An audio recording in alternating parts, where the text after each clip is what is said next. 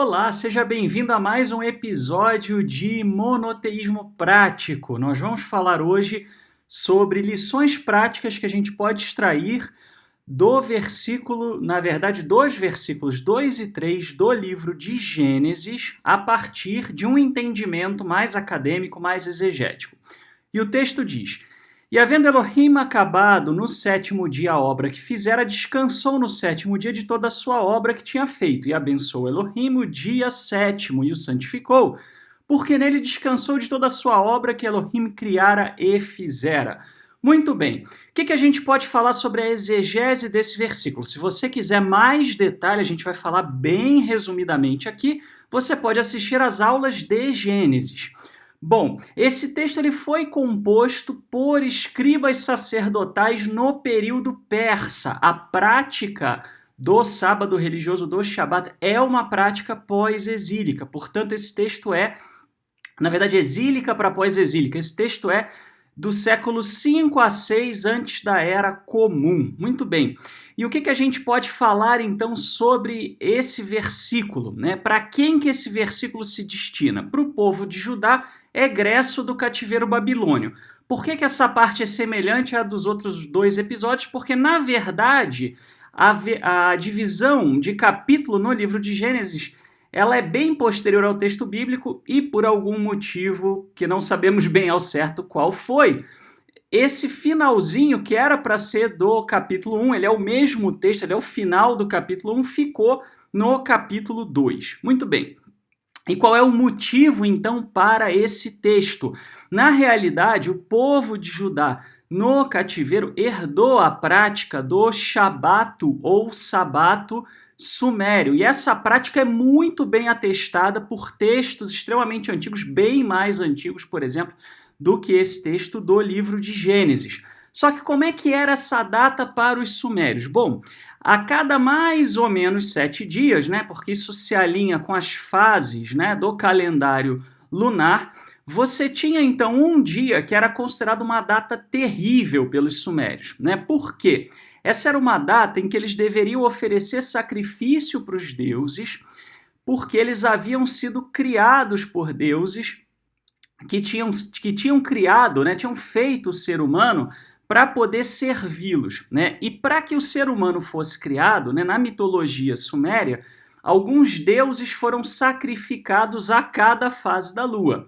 Né? Então, o ser humano oferecer sacrifício a cada fase da lua, né, a cada mais ou menos 7 dias, tinha um pouco o caráter, né, de apaziguar os deuses. E o que havia acontecido? Segundo a mitologia, né, da criação e do dilúvio, né, de alguns textos sumérios, o ser humano, quando ele foi criado, né, ele começou a se popular muito na Terra e começou a ficar barulhento. E os deuses não aguentavam o barulho excessivo do ser humano e aí trouxeram o dilúvio. Né? A narrativa do dilúvio de Gênesis já é bem diferente, também é uma ressignificação dessas lendas sumérias e a gente tem nas aulas de Gênesis todo o porquê desse texto ser escrito dessa forma. Né? Muito bem, mas então o que eles entendiam? Que a cada 7 dias eles tinham que parar de trabalhar para não incomodar os deuses, né? Para que os deuses pudessem ter um descanso.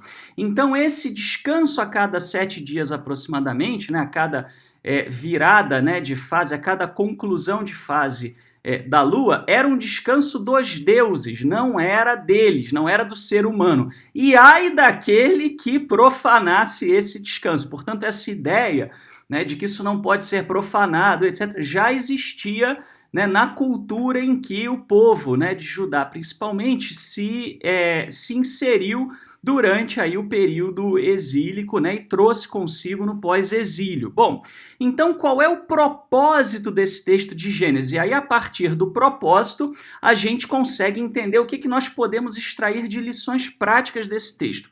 O propósito desse texto era ressignificar essas crenças populares, né, que se baseavam aí no politeísmo, obviamente dar uma conotação monoteísta, a forma como a Bíblia hebraica combate os equívocos do politeísmo não é simplesmente jogando tudo fora e ensinando algo totalmente novo, mas sim usando todos os elementos, né, que eles já conheciam. Por isso, toda a ritualística, né? O templo, a circuncisão, mesmo elementos como Éden, né? A árvore da vida, etc. Tudo isso já se encontrava naquela cultura na qual eles estavam inseridos, e isso foi ressignificado para passar uma mensagem adequada, né? Então, o objetivo aqui era ressignificar uma data terrível, né? Essa data, que era uma data que para eles era extremamente apavorante e ruim, né? E que tinha sido criada para os deuses, para benefício dos deuses, em um dado momento, né? Ela passa então a ser o quê? Uma data não terrível, mas sim uma data sagrada, uma data alegre, uma data festiva, e que não foi criada para os deuses, mas sim do eterno para o ser humano, né? Ou seja, se há um repouso, esse repouso é para o ser humano, é para que o ser humano possa descansar, possa repousar das suas atividades, né? E não porque o eterno precisa de repouso do ser humano, né? E eu coloquei aqui do lado direito da tela justamente, né, a tábua cuneiforme de Atrahasis, que é uma das tábuas mais antigas aí, já data, salvo engano, do século 18, 19, né, antes da Era Comum, né, portanto, um texto bastante antigo, e essa tábua pode ser encontrada aí no British Museum, no Museu Britânico. Muito bem, mais informações, conforme eu disse, vocês encontram nas aulas de exegese do livro de Gênesis, né? Então vamos às lições práticas. O que a gente pode extrair aqui para a nossa vida, então? Primeiro, deixe de lado as práticas ritualísticas motivadas pelo medo, né? Isso é uma coisa que, infelizmente, o ser humano tem dificuldade de entender, que as práticas ritualísticas religiosas, quando elas são realizadas, elas são para benefício do ser humano. É você que se beneficia de tudo aquilo que você faz, né? Mesmo que você faça para o eterno, ele não precisa que você faça nada para ele. Essa era a ideia que eles tinham, né? De que os deuses precisavam desse repouso. E aqui não. Quem precisa descansar é você. Então, se você vai tirar um dia para repousar, para orar, para se conectar com o Criador, isso é para seu benefício. Isso não é para o eterno ou para, né, Deus piorou, né? Enfim, né? Mas isso vale não só para a questão do repouso, né? Mas tem muita gente que fica apavorada. Eu posso fazer essa oração e se eu fizer desse jeito e daquele eu vou desagradar o eterno. Para com isso, deixa de lado esse medo, deixa de lado essa cultura de uma divindade punitiva que está prestes a te destruir se você pisar fora do quadrado, né? Muito bem, e entenda também, né? Aqui nós temos uma terceira lição, na verdade eu falei das duas primeiras, é a que você não foi criado exclusivamente para servir, mas por amor. A gente deve servir o Criador? Claro que deve, né? Faz parte do pacote, mas nós não fomos criados para isso, no sentido de que o eterno não precisa ser servido, né? Os deuses na mitologia suméria criaram o ser humano para que eles pudessem ficar livres das atividades mais triviais, etc., que eles não queriam fazer, né? E o eterno, quando cria o ser humano, né, na realidade, o ensinamento que a Bíblia hebraica traz não é nada disso. Na realidade, o Eterno criou o ser humano por amor, criou o ser humano porque ele desejou criar o ser humano, né? Ele não foi criado com esse propósito de servir. Então tem muita gente que acha, né, que a vida precisa girar em torno de fazer atividades de culto, né, fazer atividades religiosas, né? Se você gosta, ok, mas você não foi criado com esse propósito. O eterno não precisa disso.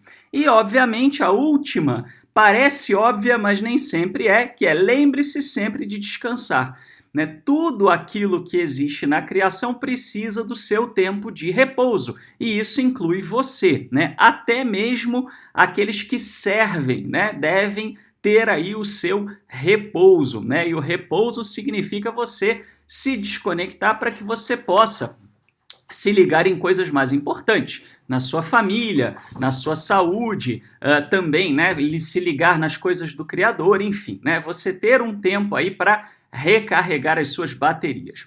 Bom, aqui está então muito rapidamente a bibliografia que foi utilizada para esta pequena aula. Você pode depois pausar o vídeo para ver com calma, né? E a foto foi tirada aqui desse link, né, do British Museum, muito interessante, vale a pena visitar. Ele está inteirinho no Google, eles fizeram uma parceria bem legal. Bom, e por fim, então, falando dos nossos canais, né, se você deseja discutir a questão, né, de como praticar o monoteísmo, você pode fazer isso acessando o link do nosso canal no WhatsApp, monoteísta.org/prática. Se você quer receber estudos, receber vídeos, etc., monoteísta.org/zap. Essa é a melhor forma de ficar informado, né? Porque os outros canais nem sempre mostram quando a gente publica algo novo. No Instagram, Universo Monoteísta, a gente está com alguns problemas de postar vídeo no Instagram, então eu recomendo muito acompanhar pelo YouTube até que isso seja resolvido. facebook.com/universo monoteísta, né? Lembrando que o Facebook nem sempre também posta aquilo que a gente publica, né? Ele tem uma taxa pequena aí de mostrar o que você curte, então ative para receber a notificação primeiro ou use o WhatsApp, que é o mais fácil.